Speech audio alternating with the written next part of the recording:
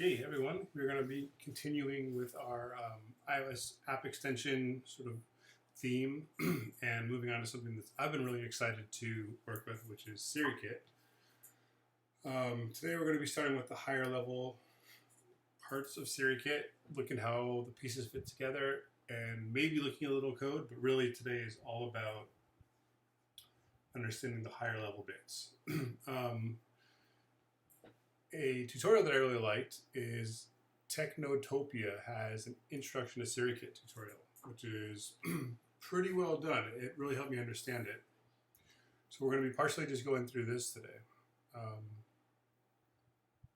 So SiriKit is the way that Apple exposes Siri to third-party developers.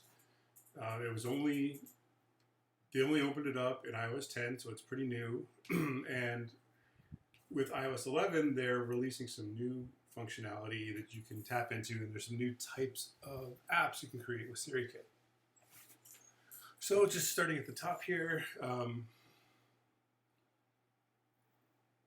this is kind of what we just covered, the introduction of SiriKit. Some capabilities of Siri are now available to iOS app developers. Siri handles all the tasks associated with communicating with the user and interpreting the meaning and context of the user's words. So you don't have to worry about the natural language processing. All of that stuff is handled by the system for you, and SiriKit basically delivers that information to you and for you to act upon, confirm and act upon. So Siri packages up the user's request into an intent. This is a keyword we're going to be seeing all over the place. When a user uses SiriKit, they have an intent to do something. They want to send a message. They intend to make a payment. They intend to share a photo. There's a lot of intents. So you'll see this word all over the place. So it packages up a user's request into an intent and passes it to the iOS app. It is then the responsibility of the iOS app to verify that you have enough information. And in case you don't have enough information, you tell Siri what information is missing for you to complete that intent. Once the intent contains all the necessary data, so for example, if it's a message app, who are you sending it to? What is the content of the message? And the fact that it's your app is kind of, but if you're actually getting this information, it knows that it wants to use your app. So it's really a matter of who's it going to and what's the message. Those are the two critical pieces of information with which, if you don't have one of them, you can't send a message. These results will be presented either by Siri or within the iOS app itself. Now, Siri has only certain domains of apps that they allow you to work with. You can't just use SiriKit for anything. They're really specialized. And this is the iOS 10 list. Messaging, payments, photos, workouts, ride sharing, CarPlay, VoIP calling, and restaurant reservations. There are a bunch of new ones as of iOS 11, but these are the iOS 10 domains that you can work with. So, moving on to intents, which is what we were talking about earlier. Each domain allows a predefined set of tasks or intents to be requested by the user for fulfillment by an app. An intent represents a specific task of which Siri is aware of and which SiriKit expects an integrated iOS app to be able to perform. So if you register for that you can handle a certain intent, Siri is going to assume that you are capable of fulfilling that intent. The messaging domain, for example, includes intents for sending and searching for messages, while the workout domain contains intents for choosing, starting, and finishing workouts. So for messaging, you can say, hey Siri, send a message to sorry Siri, send a message to John in Adam's World app and have it say, how you doing? Right? So that's an intent. My intent is to send a message. and I register it in the info.p list for the fact that I handle sending messages. Searching is very similar. It's like, hey, SIRI. Okay, didn't set it off. Find me the most recent message from John in Adam's World app. And we'll pull that up for you. So, how the integration works. Siri integration is performed via the iOS extension mechanism. So this is the same basic concept, same basic architecture as the last, I think, 4 talks we've had focusing on app extensions. We've done Today widgets, we've done share extensions, actions, and it's the same basic architecture. It is an app extension. Extensions are added as a target to the app, same as before. And we can use the same tricks. We can use creating private frameworks to share code across targets, and some of all the best practices that we've been talking about. So SiriKit provides 2 types of extensions. The key one being the intents. So what is your intent extension? This extension includes an intent handler, which is subclass from INExtension. That's a class of the intents framework, and contains methods called by Siri during the process of communicating with the user. So this subclass of INExtension is what gets called when the user talks to SIRI and SiriKit tries to then communicate with you, your app, or excuse me, your extension through this class, your subclass of INExtension. It's the responsibility of the intent handler to verify that Siri has collected all of the required information. So again, if we're doing messaging, we want to make sure we know who it's going to and what the message is. And then, once it's confirmed, execute the task to find the intent. So if it is a messaging thing and you do want to send a message to John saying, how you doing? It is your job in the extension to actually send that message. Second extension type is a UI extension. This extension is optional. It comprises a storyboard file and a subclass of the intent view controller class. When provided, Siri will use this UI when presenting information to the user. This can be useful for including additional information or making it a custom look and feel. Again, iOS 11 opened up some new opportunities for intent view controller. We will be getting into those in a later talk, what is new in the intent view controller in iOS 11. When the user makes a request of an app via Siri, the first method to be called is the handler for intent method of the intent handler class contained in the intents extension. This method is passed the current intent object and returns a reference to the object that will serve as the intent handler. This can either be the intent handler itself, or another class has been configured to implement one or more intent handling protocols. So what this means is that your INExtension class has a method called handler for intent. And all that happens is when SiriKit talks to you and saying, the very first thing it's going to do when it's trying to communicate with your extension is it's going to call this handler for intent. And basically, you then tell it which object SiriKit's going to be working with to get the job done, to handle the intent. So for our demo examples, we're just going to be passing in self, essentially, saying this INExtension subclass is going to be handling it. The intent handler declares the type of intent it is able to handle and must then implement all of the protocol methods required to support that particular intent. So basically, in your declaration where you subclass, or actually it's subclassed for you already, but your INExtension, you then have to adopt all the protocols that you want to handle. So each specific type of action you can do with your intent, like the sending message and the searching message, those are 2 separate intents you can handle. So they're 2 separate protocols. And so you list out all those protocols.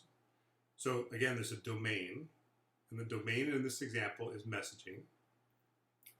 And under messaging, we can choose to support different types of intents that you can possibly do for messaging. So we could choose to do just sending, just searching of messages, do both, and I think there's one other one as well. This will all become clearer when we get to the code, right? For me, this was the hardest part, was just conceptually putting all these pieces together.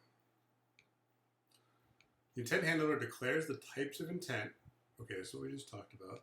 These methods are called as part of a sequence of phases that make up the intent handling process.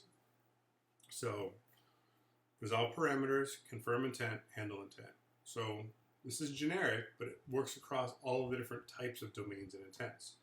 So, getting back to our messaging example, if you want to send a message, you want to send a message to John, and you want it to say, how you doing? So the parameters there would be, John would be a parameter, that's the user parameter, and how you doing is the message parameter. And so you want to make sure you have valid information for those two required parameters. We can get into it more later. We are going to get into it more later, exactly how the classes and APIs look for dealing with these different types of intents. But big picture, do I have all the pieces of data I need? That's resolve parameters. Once you have that, then SiriKit is going to ask you to confirm the intent. So it'll present everything to you together. The person you're sending it to, the message, and if you check it, if it all looks right, you say, okay, that looks right.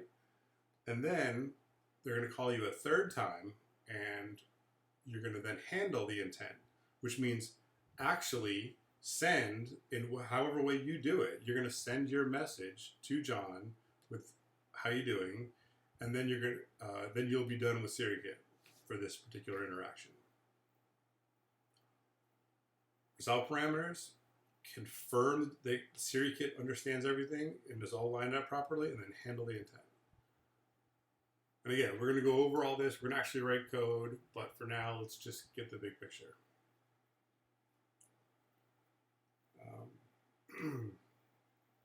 Each intent type has associated with it a group of parameters that are used to provide details about the task. While many parameters are mandatory, some are optional.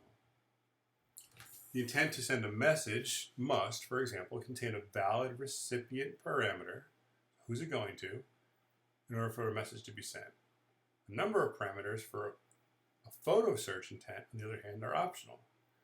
The user might, for example, want to search for photos containing particular people, regardless of the date the photos were taken.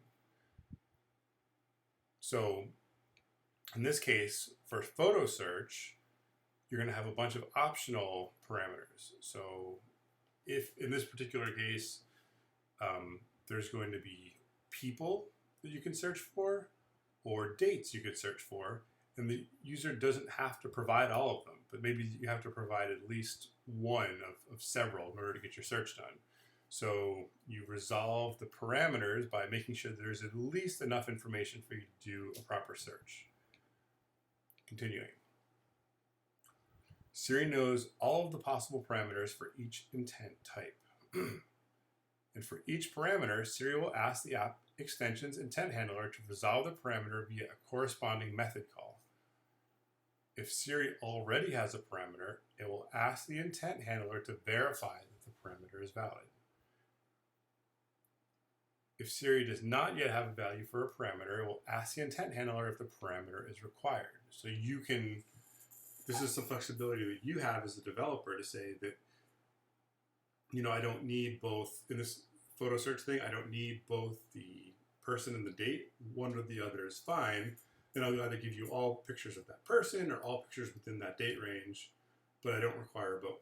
Or you could require both. You could say, I need to have all the people, I need to have the person, and I need to have the date. And if you don't have those, you can let Siri know that please ask the person again, because for this particular parameter. If the intent handler notifies Siri that the parameter is not required, Siri will not ask the user to provide it. If, on the other hand, the parameter is needed, Siri will ask the user to provide that information.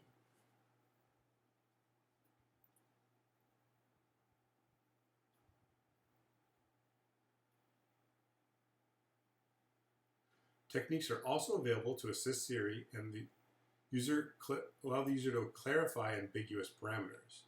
The intent handler can, for example, return a list of possible options for a parameter, which will then be presented to the user for selection. So if it's a messaging app and you have Johnny Appleseed and John Smith, and the user just says John, you can send back a list of all your Johns, and the user can then select which John they want to send the message to. So the resolve recipients method would be called by Siri. The method might perform a search of the contacts list and find multiple entries where the first person's name is John.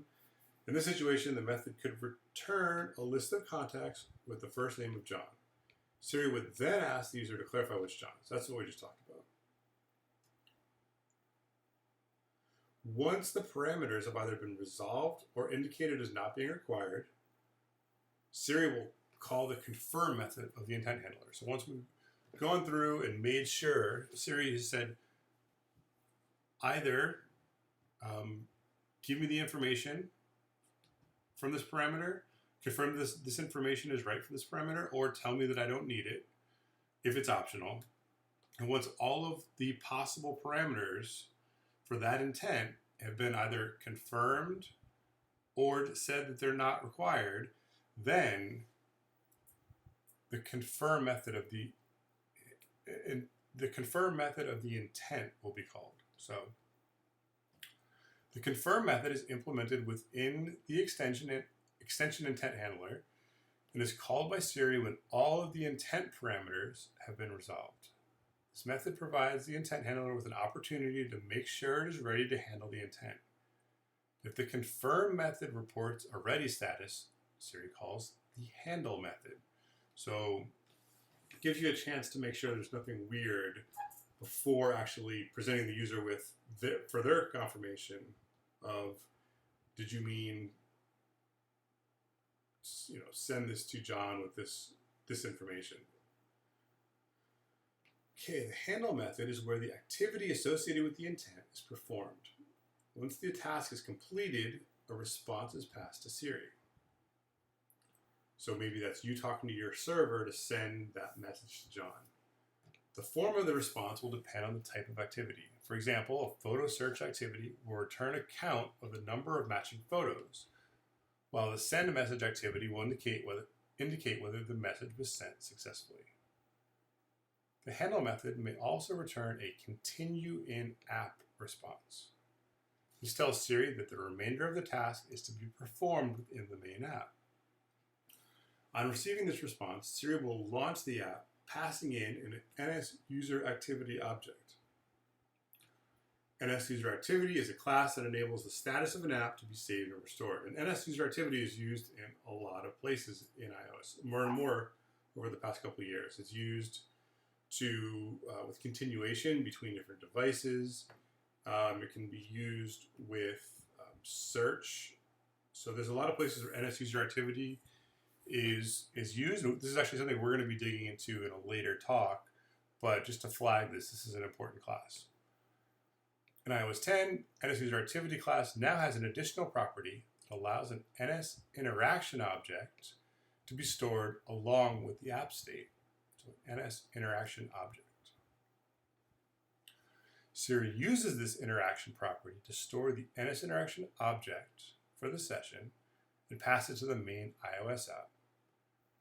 The interaction object, in turn, contains a copy of the intent object with which the app can extract to continue processing the activity.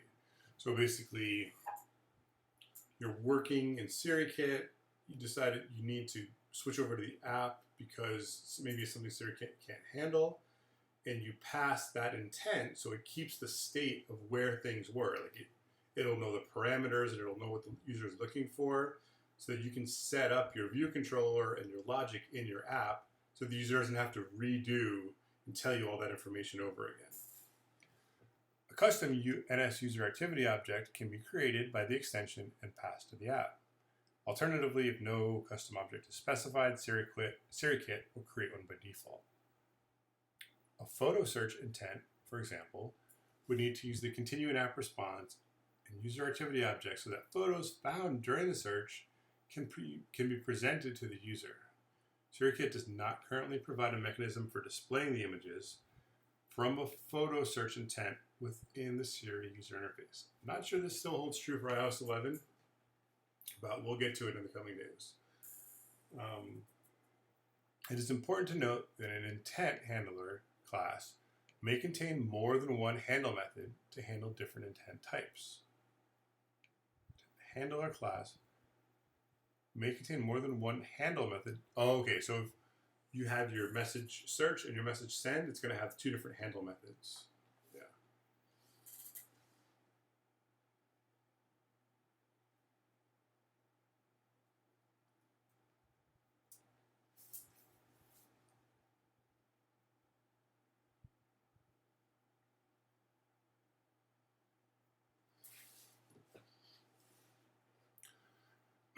Custom vocabulary. Okay. Clearly, Siri has a broad knowledge of vocabulary in a wide range of languages. It's quite possible, however, that your app or app users might use certain words or terms which have no meaning or context for Siri. These terms can be added to your app so they are recognized by Siri. Custom vocab terms are categorized as either user-specific or global. User-specific terms are terms that only apply to an individual user. This might be a photo album with an unusual name or the nicknames the user has entered for context in a messaging app. Okay, so if you have a nickname for somebody or you have a weird way of expressing that you want to send a message, if you have a slang term or a branding specific term for your app, you can set that up in the dictionary. User-specific terms are registered within Siri from within the main app, and they're of type NS vocabulary. Must be provided in the form of an ordered list. More commonly, terms listed first. User-specific custom vocab terms may only be specified for contact and contact group names, photo tag, album names, workout names, car play, car profile names. Okay, so basically names of things or people or groups that you as a person use that the rest of the world might not know about. Global vocab terms are specific to your app and apply to all users. These terms are supplied with the app bundle in the form of a plist called App Inventory Vocab Plist. These terms are only applicable to workout and ride-sharing names. Okay, so I think I was wrong with something I set up here. So you couldn't have a slang name for how you send a message. User-specific things are only good for contacts, group names, photo tags. So if you have, show me pictures of my crew, Siri's gonna have no idea what that means, but to you that might mean your three best friends. So you can set up my crew as a group name.